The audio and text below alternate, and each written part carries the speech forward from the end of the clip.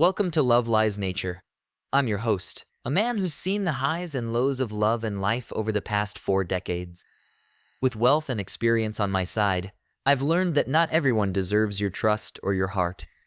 Join me as we explore the depths of human relationships, where love isn't always as it seems, and betrayal can come from the most unexpected places. Welcome to Love Lies Nature, where every story has a lesson, and every lesson has the power to change your perspective on love and trust. My spouse and I are employed at the same marketing firm. Lucy holds the title of customer ambassador, though the specifics of her role remain elusive. I'm Mark, leading the IT team. Things were going smoothly. We were both employed and happy, having just finished renovating our rundown house. We have 2 lovely children, Emma, 13, and Daniel, 11. We live near our families and have close friendships. Both over 30, we complement each other well, though she surpasses me in looks. Standing at 1.75 meters with long blonde hair and captivating blue eyes, Lucy claims her family resides in Sweden, and she embodies a slim Scandinavian appearance, energetic and vibrant. She never seems to stand still. I stand at 1.75 am tall, with sandy hair, and prefer endurance sports like cycling and running, resulting in a slim, physically fit physique, albeit not overtly athletic. I was taken aback when invited to a long weekend on a private island owned by one of our firm's clients.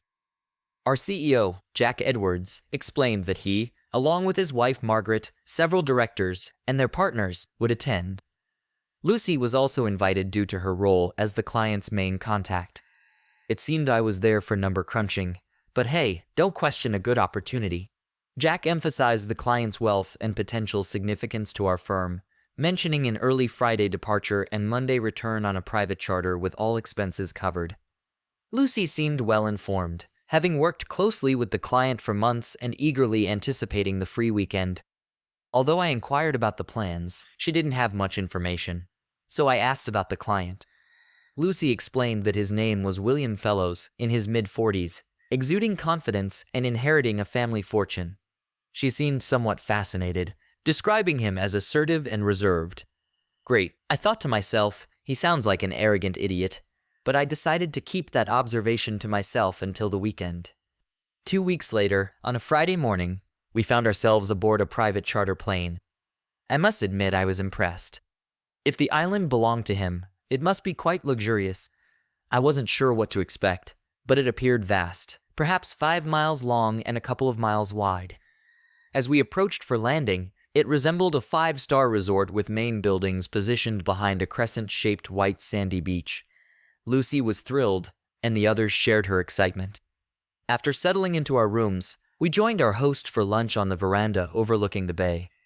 Though I was initially wary, William seemed affable, and Lucy even downplayed his appearance, comparing him to George Clooney. He thanked us for coming and encouraged us to relax. We conversed with other couples from our firm and met a striking brunette named Charlotte, whom I assumed was William's companion for the weekend. Apart from the wait staff, there was a man who appeared to be a security guard lingering in the background. I wondered what threats William faced requiring protection even on a secluded island. William greeted Lucy warmly, and they seemed at ease in each other's company. She, along with the others, appeared to heed his words, likely due to his generosity as a host and his importance as our firm's most valuable client. We had an excellent afternoon snorkeling, kayaking, and simply lounging around in the bay. Refreshments and food were readily available. Later, we all gathered for dinner with the group, enjoying a laid-back and amiable atmosphere. As we engaged in conversations in small groups, Charlotte approached us, introducing herself warmly and sharing anecdotes about her upbringing in England. Despite giving the impression of coming from a well-off family, she seemed genuinely pleasant. I pondered whether she was a model or perhaps didn't have a need to work. To my surprise, she displayed flirtatious behavior toward me, even in Lucy's presence. I skillfully evaded her advances, attributing it to her overly friendly nature. With no childcare responsibilities and the serene setting, it was an ideal setup for a romantic evening. Lucy was especially affectionate, and our lovemaking was passionate. She professed her love for me repeatedly, making it one of the most memorable nights in a while. Perhaps there was merit to the notion of a love island after all. I hoped for a repeat the following morning, But Lucy promptly got ready for breakfast, prompting me to finally get out of bed and join her. As she conversed with Jack and William, I wondered if work matters were on their minds, given their slightly tense demeanor. Maybe William was exploiting the weekend to discuss work-related issues. Approaching them, the conversation appeared to falter briefly, and after a quick snack, we and the others continued to enjoy another delightful day by the pool. On Saturday, we ventured out for dinner, and I couldn't help but notice Lucy's enhanced attire. She looked stunning in a red satin evening dress and high heels. Following dinner, William requested a few minutes of our time. We agreed and followed him into the office, accompanied by a security guard. William took a seat in a plush leather chair while I settled onto the sofa opposite Lucy, observing her slight distance from me. After a prolonged pause, William mentioned that he had a proposition for me, stating it was of a personal nature. I responded affirmatively, maintaining composure despite feeling completely astonished. William elaborated, expressing his enjoyment of working with Lucy and the bond they had developed over the past few months. He hinted at a proposal, expressing his desire to spend the remainder of the weekend with Lucy. He offered compensation for her time away from me, proposing to transfer $100,000 into our joint account. I chuckled, assuming it was a jest, and couldn't resist making a quip about his generosity compared to a famous movie offer. However, the room fell silent, with no one joining in the laughter. William continued, "Just like in any other business, I'm open to negotiating the price to get what I desire. Plus, Charlotte will be in a tough spot, and I'd appreciate it if you'd agree to entertain her." I glanced at Lucy, anticipating a smile, but instead, she looked concerned. "This isn't a joke, Mark," she said firmly. "William invited me to join him, and I think we should seriously consider this offer." I felt the urge to lash out, but before I could react, the guard was already near. I was taken aback by how swiftly he moved. William pressed on. "I assure you, your wife fully supports this idea. What damage could come from it? We'll all have a great time, and you'll earn a substantial sum of money." Turning to Lucy, I remarked, "Perhaps the difference in price is because Demi Moore didn't settle for that amount."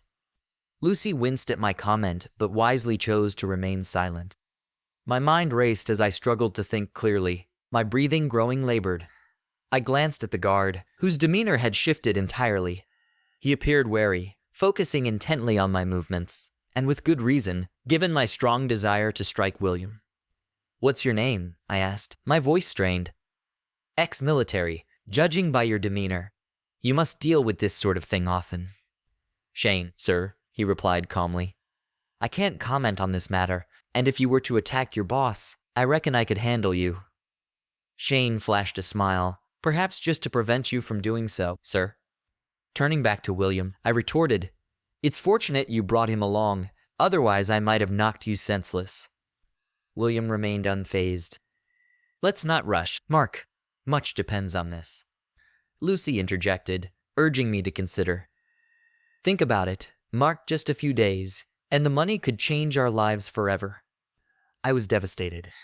It was evident that Lucy was on board and had even instigated this plan. "Tell me, dear," I pressed, "did the offer of money sway you to agree to this?" With no response from Lucy, I continued, "I suspect Charlotte was offered as an added incentive." "Who is she? A fancy woman?" William responded, "Charlotte is a close personal friend of mine. In addition to her wealth, she's an elite escort who only takes contracts that pique her interest. Rest assured, you'll have an extraordinary experience with her." Lucy winced again, but offered no defense. "Well, William," I retorted, "you can take your money and shove it up your perfumed rear." At that moment, Lucy spoke up, revealing her true intentions. She explained to me that it was her decision and emphasized that it was merely about physical lovemaking. She mentioned that both she and William were curious about exploring it with others, assuring me that their connection was limited to mutual liking and wouldn't diminish our love for each other. Lucy expressed confidence that both Charlotte and I would enjoy the experience. Stunned by her words, I gradually understood the gravity of the situation. I expressed to my dear wife that my desire for exclusivity was profound and meant more than she might realize. I accused her of betrayal and conspiracy behind my back, declaring that I could never trust her again if she was willing to engage in such behavior once. Lucy quickly responded, claiming that I was overreacting. She asserted that she had informed me about her intentions and insisted on her honesty. She mentioned that the affair would occur but assured me of her return, promising full devotion afterward. Lucy appealed to my love for her, urging me to permit her this one indulgence. She pointed out potential benefits such as financial gain, vacations, and family experiences. Lucy warned against using our children as an excuse and rejected the idea that money motivated her, accusing me of harboring a desire for the affair. She concluded by suggesting that my honesty would only matter if we reached agreements together, implying that I was aligned with William, whom she disparaged as an arrogant idiot. Lucy continued, stating that she believed the mention of money and Charlotte was only because she hadn't expected me to agree. She admitted that she still didn't agree, even with the offer of money. She confessed that she wanted to experience something different and was drawn to William, but she believed it shouldn't injure our relationship. I expressed my reluctance to change and questioned whether she believed this course of action was superior. I inquired if she had already made her decision, even going as far as dressing for the occasion. She warned me not to resist, indicating that I wouldn't appreciate the consequences. Confused, I asked for clarification on what she meant. She replied, suggesting that I wouldn't benefit from fighting against her wishes or seeking a divorce, as it would result in losing everything. She warned me that my home, children, and even my job would be endangered if I resisted, implying that accepting the situation would make everything easier.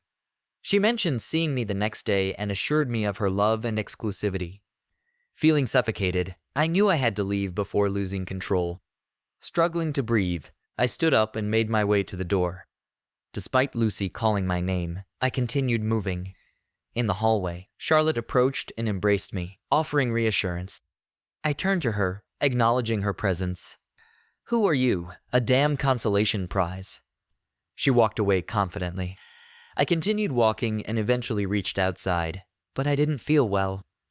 I heard footsteps behind me and was disappointed to see it was Shane, not Lucy. "Listen, Shane, you just need to leave me alone." "I'd love to, but I need to ensure you don't do anything rash. Do you have any thoughts? Because I'm out of ideas." "Mark, you don't look too good.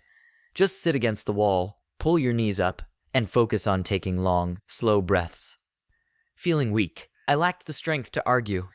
It felt like an eternity, but it was probably only a few minutes before I calmed down. I noticed Shane sitting beside me. "Thanks, I might have had an anxiety or panic attack."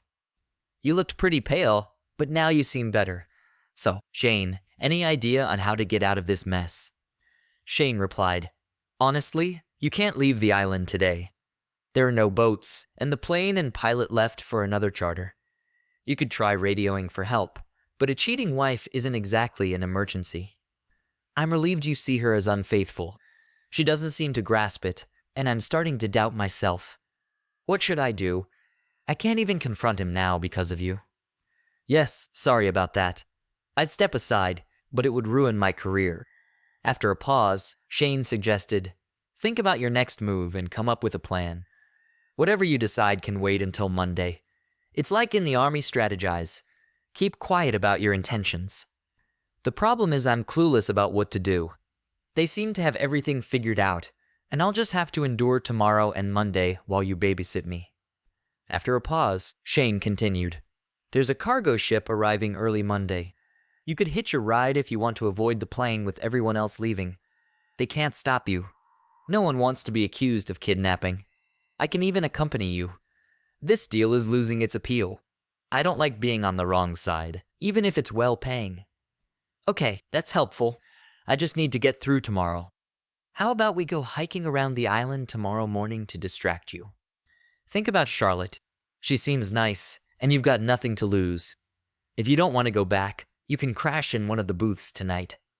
"No, I think our room is empty. I'll head back there. Maybe she'll change her mind." Of course, she didn't. Surprisingly, I fell asleep, probably from exhaustion. The next morning, I changed into my workout clothes and hurried downstairs, hoping to avoid everyone and go on my hike with Shane. Unfortunately, the dining room fell silent as soon as I entered. I quickly grabbed some fruit and heard murmurs of reassurance that everything would be fine. Then, CFO John Cousins approached with his wife. Look, Mark, we've all been through this. Just go with it. It's not personal. He dallies with other wives, then moves on, and he's very generous. When he uttered those words, I noticed his wife's neck flush red. In that moment, Lucy and William emerged. She appeared utterly pleased with herself, radiant, I'd say, until she caught sight of me. Her smile faded. She released that idiot's hand and approached me, intending to kiss or hug. I held her at arm's length and surveyed the room. God, I thought, what a damn idiot. Everyone knew what would happen before the weekend even started. What an absolute fool I was. I stepped out. Lucy implored, "Please stay. Mark, let's chat with the group and have another good day together." Scanning the room again, I found all eyes fixed on me, some anticipating, others amused by the scene. No, he paid for you and can keep you. But before I go, I need to address the group. I believe this weekend has been planned for some time, and you all have been in on it, so it's only fair that you hear me out. All members of the group exchanged shocked looks, nervously glancing at each other. Jack and Margaret, I wouldn't have come this weekend if it weren't for you. I never imagined you'd be involved in something so vile. You know and condone what he does, like some sick voyeur fan club. I hope you enjoyed keeping me in the dark. I noticed their awkward movements. This clearly wasn't part of their plan. I thought we were friends, and their efforts to make me feel at home so they could orchestrate everything was a nice touch. And Bill, you're wrong. This is deeply personal, so thanks for your role in wrecking my marriage. The fact that you're willing to leverage my children is frankly disgusting. I won't let anyone threaten my kids. Lucy interjected. You're overreacting. It was just closeness, a one-time adventure. I told you I love. I interrupted her, commenting on what I perceived as the initial phase of her defense strategy. I mentioned that I was aware she had planned my reaction, referring to her as Captain Decker, and expressed curiosity about her intentions. I outlined Phase A as remaining in the current situation and being compelled to accept what had happened while trying to normalize everything. I mentioned the belief that I shouldn't overreact, be rude, or act childish, and acknowledge the need for personal growth, attributing any resistance to my ego despite knowing it wouldn't succeed. I described this as part of the process to soften my stance. Moving on to Phase B, I proposed that after the weekend, I would take charge. I suggested increasing physical lovemaking, perhaps trying something new, and leveraging our connection to improve our relationship. I hinted that she may have discussed seducing me and affectionately urged her not to let my feelings of loss linger for too long. I described Lucy's nervous glance at William, indicating that my comment had affected her deeply. She mentioned the money he had offered and suggested using my earnings from prostitution to take the children to Disneyland, causing discomfort among some present. She outlined a potential Phase B if our conflict persisted, referring to a seed planted the previous night, suggesting that allowing her desires was a test of my love. She acknowledged my 15 years of devotion and emphasized that this was just one night for me. She admitted that it might weaken her resolve, but questioned what she would gain after 15 years of devotion if treated poorly. She expressed doubt about the effectiveness of the plan and suggested I give her time to cool down. She predicted that in about a week or two, I would likely be found drowning my sorrows at a bar, followed by her seeking forgiveness, which she referred to as Phase D. She questioned whether I truly regretted my actions and realized the depth of the hurt caused. She speculated that I wouldn't have pursued if aware of the pain it would cause.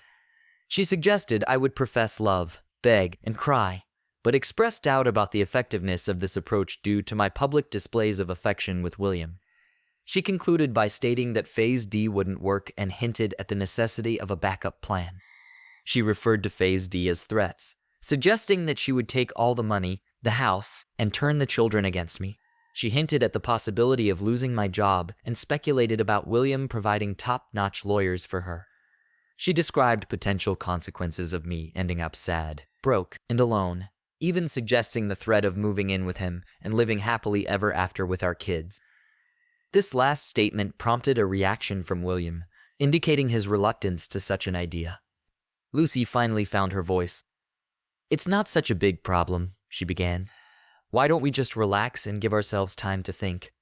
This is Phase A. Lucy, we've been through this," I said firmly. "So why don't we save everyone time and move on to the end result? That's what I pondered last night, and my conclusion is that everyone, including the kids, would be better off if we divorced. It's much healthier than living in an unhappy home.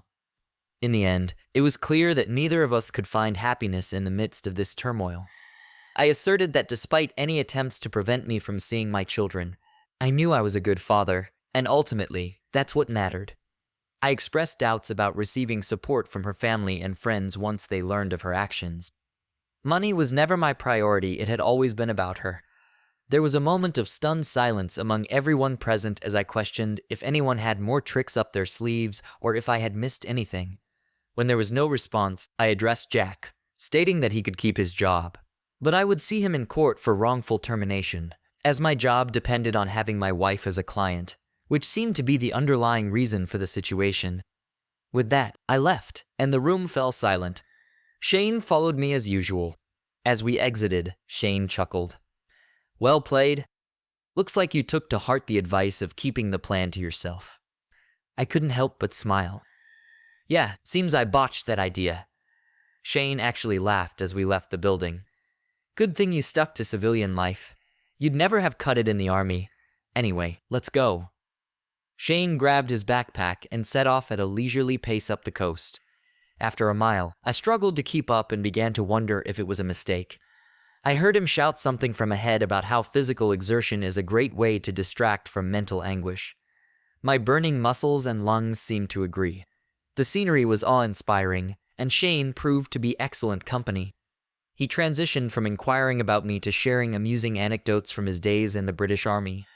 We spent hours exploring the island's northern region, tracing the coastline, and ascending to a central peak.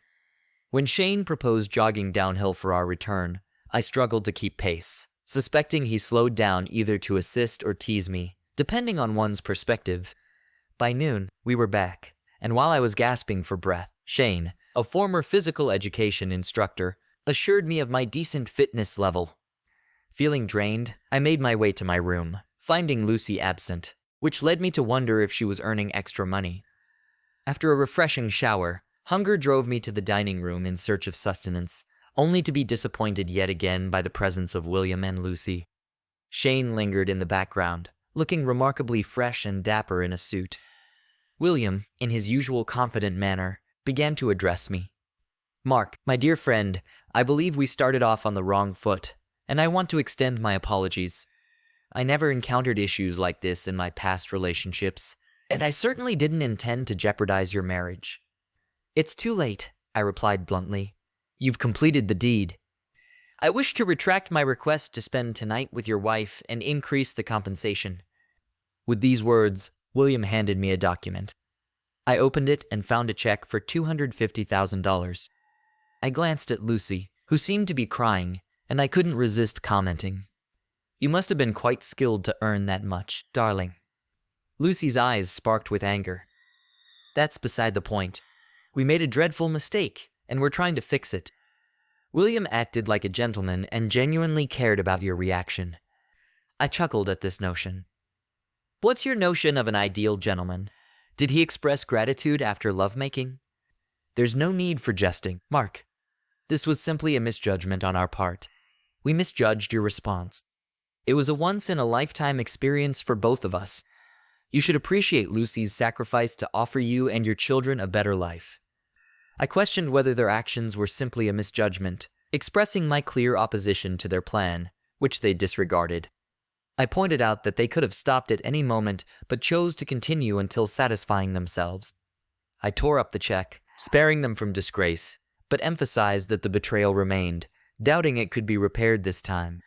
Lucy began crying as I addressed them, questioning their motives, whether it was about control or the thrill of pursuing another man's wife, and criticizing their behavior as pathetic. I highlighted William's age and compared his actions to that of a child taking toys just because he could, suggesting that he should be engaging in more meaningful pursuits. In response, William laughed, stating his oversight of an international corporation and his charitable donations. He criticized my management of the corporation and questioned my involvement in charity work, implying that I was too self-absorbed and preoccupied with manipulating lives to genuinely help others. He suggested that I derived pleasure from humiliating others, As evidenced by the way I planned the weekend, I informed Lucy that William's interest in her wasn't solely exclusive, as he was involved with every board member's wife, so she was just one among many. I then addressed William directly, urging him to mature and seek genuine relationships, suggesting that he use his wealth for good and change his unpleasant demeanor. This seemed to cause him to falter in his speech and appear uncertain for the first time. I then instructed Shane to remove the objectionable matter from my sight before I took action. I noticed Shane conceal a slight smile before addressing William. "I believe it's time for us to depart, sir, before your safety becomes a concern." After their departure, I grabbed a snack and headed to the beach, seeking to avoid the others. Just when I thought I was alone, I spotted Charlotte reclining in a hammock, engrossed in reading. If she was beautiful before, her smile now made her truly radiant. I approached her. "Apologies for last night." Before I could say more, she responded, "No need for apologies. I was certain you'd accept the offer. If I had known, I wouldn't have approached you. Your reaction is completely understandable, and your speech at breakfast was exceptional." I couldn't agree more. When you left, Lucy broke into tears, and I've never seen William appear so embarrassed. I relished every moment. "Oh, I'm sorry. I shouldn't have said that considering your circumstances." "Thank you. It's appreciated. I'm relieved things are becoming clearer. I'm tired of being told this is nonsense. You see, William is clueless about how to handle you. He's never faced rejection before and isn't accustomed to ethical dilemmas. Has he already offered you more money?" "Yes, just before I came down $250,000. What a fool. I advised him against it, but he's accustomed to paying his way until he gets what he desires. He'll face consequences for this, both professionally and personally." Charlotte was receptive and listened attentively as I discussed my marriage and children. Clearly intelligent and well-educated, she expressed surprise at Lucy's actions, given our seemingly content marriage, suggesting there might have been some discontent or an open arrangement between us. I pondered it. "No, it's merely an unexpected betrayal. She seems entirely captivated by this man. He has a certain allure for women. It's charming, but the depth isn't substantial, if you catch my drift." We conversed further, and I felt somewhat relieved. "You truly care for her. Your response to the proposals and at breakfast must be devastating." I shrugged. "I regret my involvement in this. It's not your fault. I just need to endure one more night. Then perhaps I can escape." She smiled again, becoming a pleasant distraction. "Well, perhaps I can assist with this." Dinner surprised everyone when I joined. Lucy wasn't seated next to William anymore. Dinner proceeded normally, though I brushed off Lucy's attempts at conversation. When Lucy suggested going to bed early, I politely declined, citing other plans. She looked embarrassed, which heightened when Charlotte hugged me as I rose from the table. We left together, walking down to the cabins on the beach. Initially, the plan was just to depart together and give Lucy a taste of her own medicine. But holding Charlotte felt really right, and when we kissed, some of the disappointment from the past 24 hours faded away. I wrestled with maintaining my morals, my sense of right and wrong. Then I glanced at her. I suppose Lucy wanted me to be more adaptable, and as far as I'm concerned, Lucy has already broken our marriage vows. I had an exceptional night with Charlotte. It wasn't merely her physical beauty, she exuded a serene allure. Every gesture seemed calculated and flawlessly executed. She truly mastered her allure. Surprisingly, thoughts of Lucy didn't cross my mind, nor did I feel guilty. The painful image of Lucy with William erased any hint of remorse. I enjoyed myself. After a boat taxi to the airport and the usual flight home, I collected the kids and arranged their weekend as best I could. I fabricated a vague story about a disagreement between their mother and me, but suggested we have dinner together. As Lucy entered the house, hauling our heavy suitcase, the children dashed upstairs, shouting, "Hi, Mom!" Lucy smiled. "Dinner sounds good.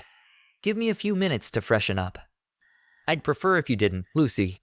Like you said, I'm uncertain how much time I'll have with them, so I'd rather we go alone." Lucy, upon meeting William, I felt an immediate connection. He exuded charm, confidence, and strength, reminiscent of old movie characters. It was odd that later, in Mark's presence, he seemed different. Flirting led to lunch, Then dinner. It was exhilarating, dizzying even. After dinner, his goodnight kiss nearly melted me, but I was resolute not to cheat and informed him as such. William mentioned his past open relationships, making me wonder if Mark might be open to it. When he proposed the idea, I thought the money would justify it. Jack supported me, and we began planning for the weekend. The weekend started off wonderfully. I had a fantastic time with Mark and nearly abandoned the entire plan. If only I could. William assured me everything would be fine and advised Mark to relax. Both he and Jack anticipated Mark rejecting the idea, but suggested giving him time to calm down.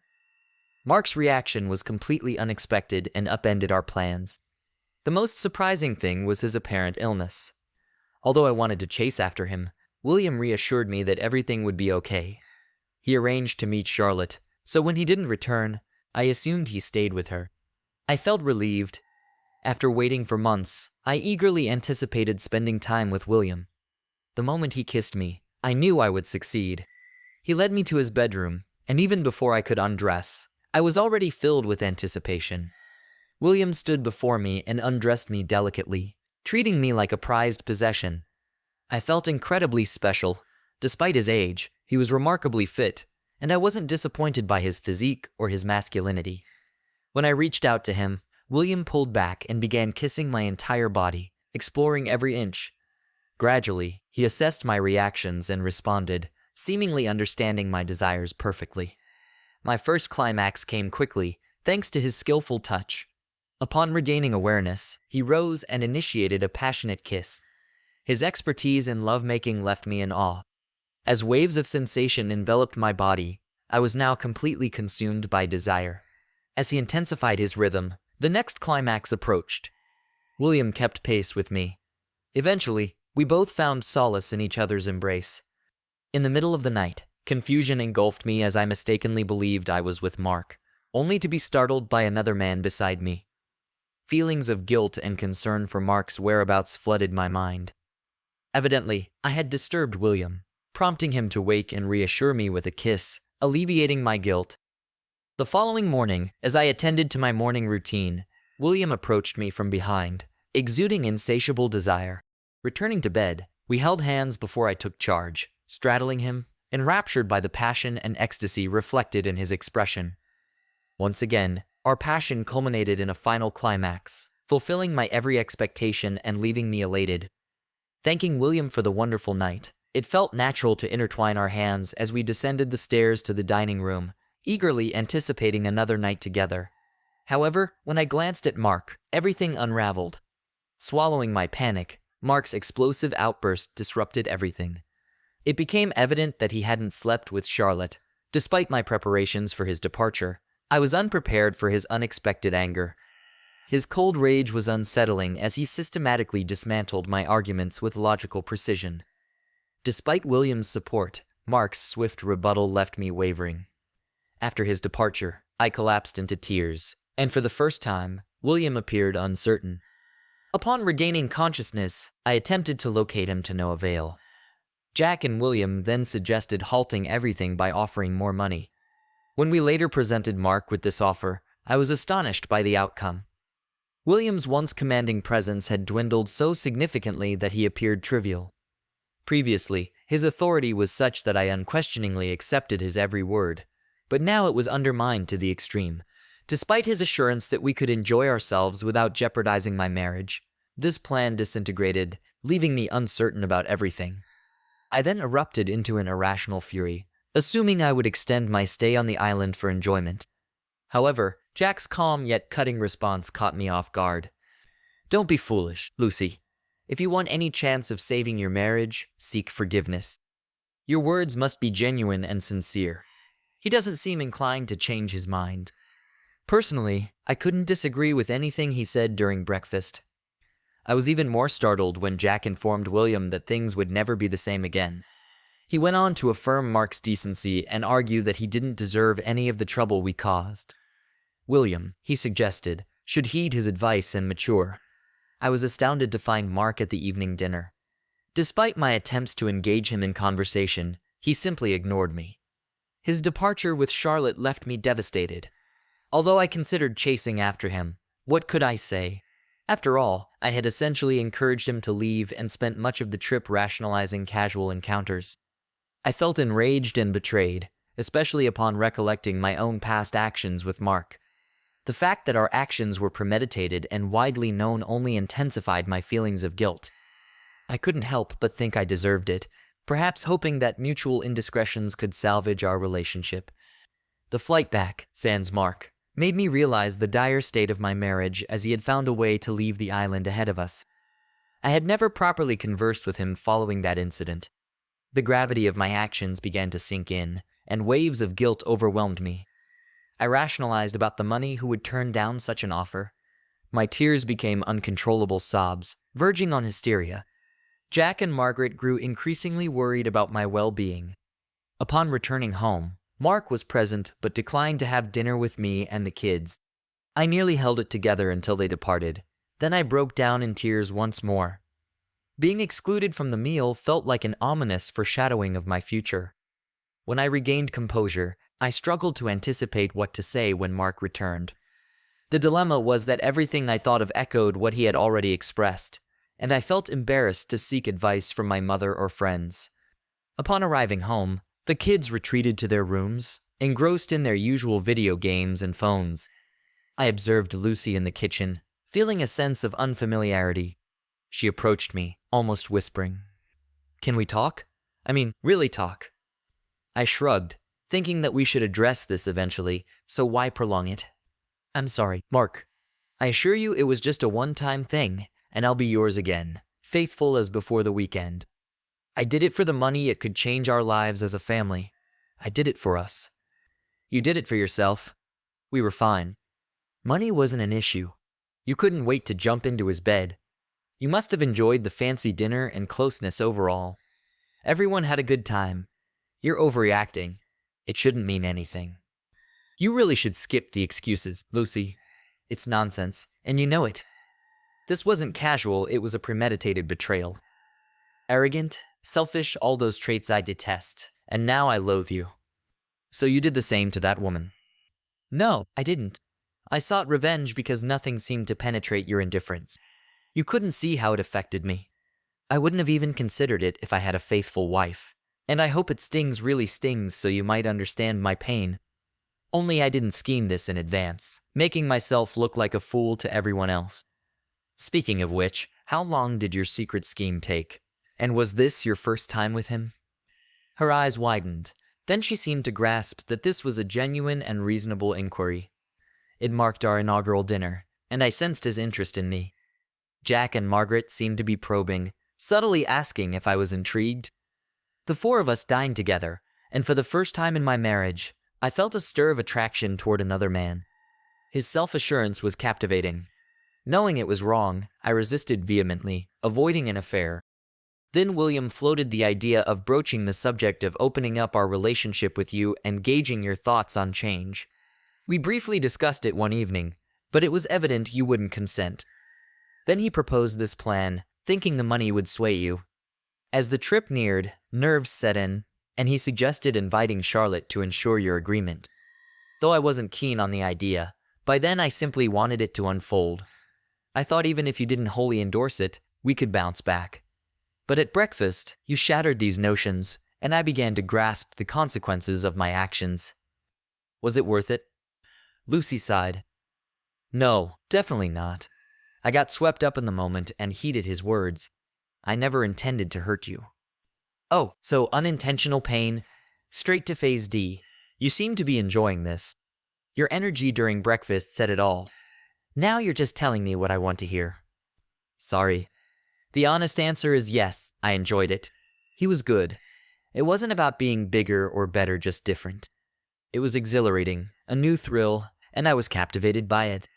He's very experienced and skilled, but it was a one-time thing. Please don't abandon us and break up our family over a single mistake. I found myself smiling wryly. Funny, that's exactly how I'd describe what you've already done, shattered our family over a one-time act. It's all on you. You're right. It's all my fault. I'm deeply sorry. I love you with all my heart. Well, not entirely. Part of it went to him, and even if you claim otherwise, Your love wasn't enough to keep me faithful. How can I trust you again? I was so trusting because I never imagined you capable of this. I feel like I don't really know you. I can hardly bear to look at you, let alone pretend this never happened." Lucy recoiled in shock. "You can't claim to love me. I know I never imagined losing you." "I agree. You only considered yourself and your desires, neglecting me and the kids. But sometimes love isn't enough." I stated that I tried to calm down and steer away from scoring points or escalating the argument. After a long pause, I continued addressing Lucy. I mentioned that even if we decided to stay together and ignore the issue, things would never be the same. I emphasized that she had shattered the trust and sense of care we once had for each other, adding that she knew this more than anything. I reminded her that we cared about each other and the kids and didn't want anyone else to get hurt. I expressed my disbelief that she could hurt me like this. She expressed her love for me and admitted to making a colossal mistake, stating her willingness to do anything to rectify it. However, she disagreed with the idea of getting divorced just to appease me, mentioning that I broke her heart and threatened her actions she believed were not indicative of true love. Lucy stared in silence, stunned, unsure of what else to say. "We need to discuss the children. I believe kids are better off in separated families than in dysfunctional ones, so from that perspective, divorce seems like the best option. I agree you should have custody, but don't try to prevent me from seeing them. It's for your benefit too. They listen to me. You're not very good at setting boundaries." I furrowed my brow at the irony of her statement. "And they're already testing you. It's better for you and for them if I remain in their lives." Lucy shrugged. "Seriously, Lucy, regardless of what happens, don't keep the kids from me. Don't alienate me. I'm not a bad father. I treat them well and love them dearly. You haven't seen me angry yet. I'll fight you tooth and nail, spend all our money on lawyers, and we'll tear each other apart in the process." She nodded. "I'd never do that. You're a wonderful father, and they need you. They'll want you to keep taking them on trips and coaching them in all their sports." I turned to her, surprised by the first comment where I felt she wasn't trying to manipulate me or justify her actions. "Be careful, Lucy. You're seriously pushing Phase D. Even though you know who I am, why do this? I can't help but think you secretly wanted us to split up." Lucy urgently expressed, "God, never. There's no excuse for this. I became selfish, convinced I could gain something more. It felt like I could somehow hold on to you. Why didn't you stop me that night and just leave?" Reflecting on the situation, I mentioned finding it hard to breathe and needing to leave. After that, nothing seemed to matter much anymore. The fact that she pursued another guy at any cost meant I had already lost her. I suggested that the conversation ended us long before she ended up in his bed. Perhaps it was all over when she first started planning everything. She spent weeks talking to him and getting ready. Letting her go and not trying to stop her made it easier to accept the end. I emphasized that there was no turning back. That was the beginning of the end. The marriage crumbled in less than 4 days. We divorced, thankfully without needing counseling. I think Lucy didn't want to justify her actions. It's a shame. In a way, I hoped a professional could help her see how wrong she was. She did keep one promise, though, and in the end, we split time with the kids about equally. She even confessed to them that everything was her fault without getting into specifics. They were old enough to understand and often chose for themselves where to stay. They were at that age when parents became famous as taxi drivers and loan sharks. I might be biased, but I think they're great kids and handled the breakup remarkably well. Children can be surprisingly resilient. As per the divorce terms, Lucy could keep our house until the kids came of age, then sell or buy it, but I still wanted it for the children. It allowed them to stay in the same school. Luckily, it paid off. By the time the kids went to college, real estate prices had soared. Lucy had to buy out my share, and it turned out to be the best investment of my life. How could she afford it? Well, we split $250,000 in the divorce. Like with Charlotte, I couldn't claim the moral high ground. What can I say? I'm a practical person. Either way, it seemed like a small price compared to the cost of the marriage and our once happy life. I left my job, received a payout to avoid the embarrassment of a tribunal, and started my own web design business. Lucy kept trying to reconcile, but I wasn't interested. So, was ending the relationship the right choice? It was a mess, and there were no winners, but the dire threats and consequences never materialized. I wasn't going to forget or forgive that night. Well, folks, that's all for today. I hope you enjoyed the content as much as I enjoyed making it. If you haven't already, make sure to hit that subscribe button and give this video a thumbs up. Drop a comment below with your thoughts and tell me your stories. I'd love to hear them. Cheers, and see you in the next one.